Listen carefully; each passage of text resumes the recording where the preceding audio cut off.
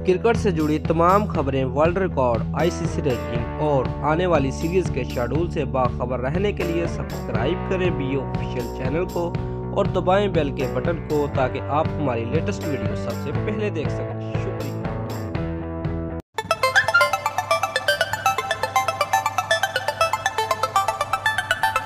दोस्तों, ICC world cup 2019 सिर्फ एक महीना दूर रह गया है और अब इंटरनेशनल मैचेस भी खाल ही हो रहे हैं, जिसके बाद अब आईपीएल के मैचेस खेले जा रहे हैं। मुसलसल मैचेस और खिलाड़ियों पर बढ़ते बोझ को क्रिकेट माहिरीन और मदाहों की जन्म से बदतरीन करार दिया जा रहा है, लेकिन पैसों की हवस में मुब्तला भारतीय क्रिकेट बोर्ड किसी की सुनने को तैयार नहीं है।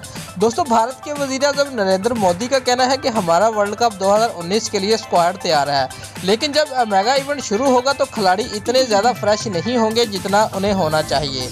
1983 का वर्ल्ड कप जीतने वाली भारतीय टीम का हिस्सा रहने वाले 63 साल राजन बनी का कहना है कि आईपीएल हमारी टीम के लिए दर्द सर बन गया है।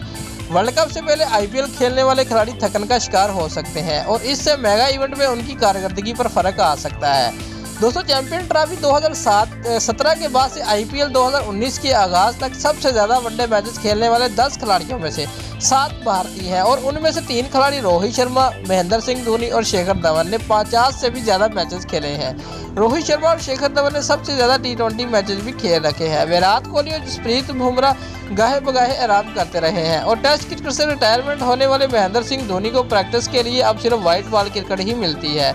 राजन बनी का मजीद कहना था कि पाकिस्तान और न्यूजीलैंड के खिलाड़ियों को आराम के कई मौका मिलता है, हमें भी ऐसा ही शेड्यूल बनाने की ज़रूरत है।